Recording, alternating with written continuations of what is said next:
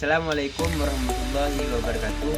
Kembali lagi dengan saya Muhammad Kifari Zikrillah dengan NIM 23211030050004. Pada video kali ini saya mendapatkan tugas tentang materi dari mata kuliah desain training.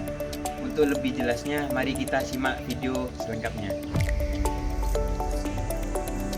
Oke, kita masuk kepada pembahasan yang pertama, yaitu apa itu pelatihan.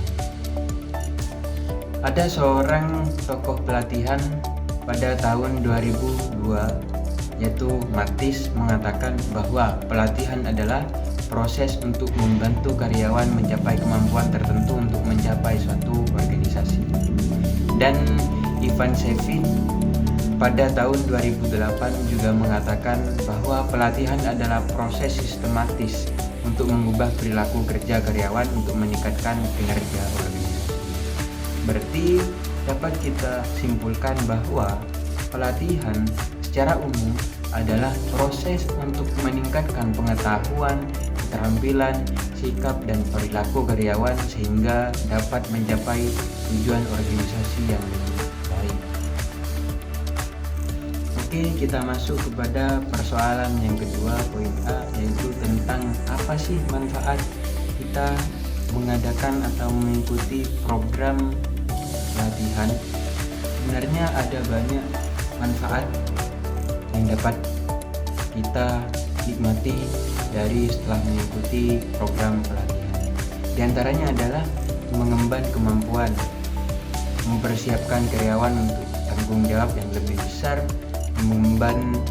membangun budaya inovasi, meningkatkan produktivitas dan efisiensi, mendapatkan relasi yang lebih banyak, meningkatkan kemampuan pengambilan keputusan, meningkatkan rasa percaya diri.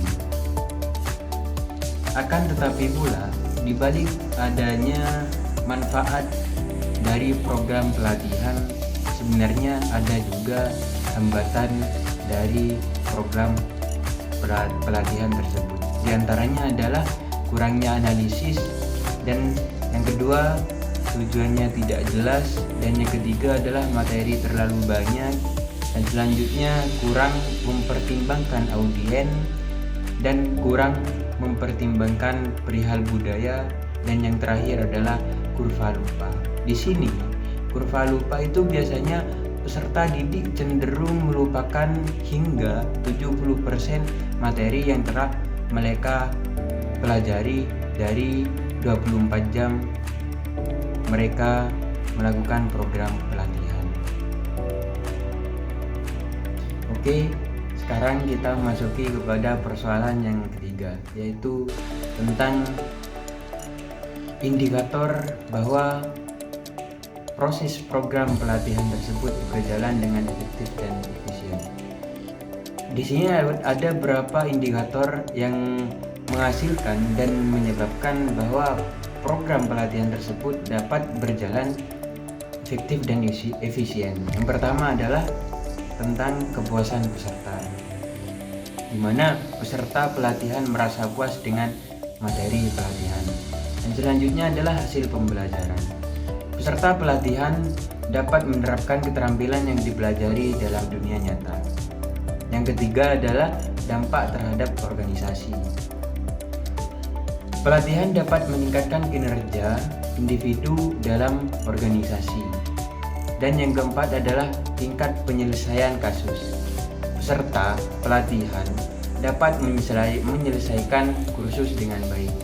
Selanjutnya adalah tingkat retensi pembelajaran, dan selanjutnya adalah tingkat kehadiran pelatihan, dan yang terakhir adalah hasil penilaian pasca pelatihan.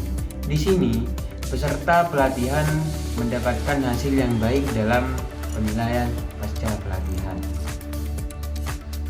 Setelah kita melakukan program pelatihan yang efektif dan efisien, tentunya sebelum kegiatan itu terjadi, ada beberapa langkah agar program pelatihan tersebut dapat berjalan dengan efektif. Ada 8 langkah untuk kita dapat melakukan pelatihan yang efektif. Sebelum itu, kita harus melakukan analisa kebutuhan pelatihan. Yang kedua adalah menggunakan prinsip belajar orang dewasa. Dan yang ketiga adalah mengembangkan tujuan pembelajaran. Dan yang keempat adalah desain materi pelatihan. Sedangkan yang kelima adalah kembangkan materi pelatihan, dan yang keenam adalah memulai pelatihan. Selanjutnya adalah evaluasi pelatihan, dan yang terakhir adalah untuk mengulangi langkah saat diperlukan untuk pelatihan. Sekian penjelasan singkat dari saya. Semoga apa yang kita telah bicarakan dari tadi semoga menjadi ilmu yang bermanfaat dan barokah. Kurang lebihnya mohon maaf. Wassalamualaikum warahmatullahi wabarakatuh.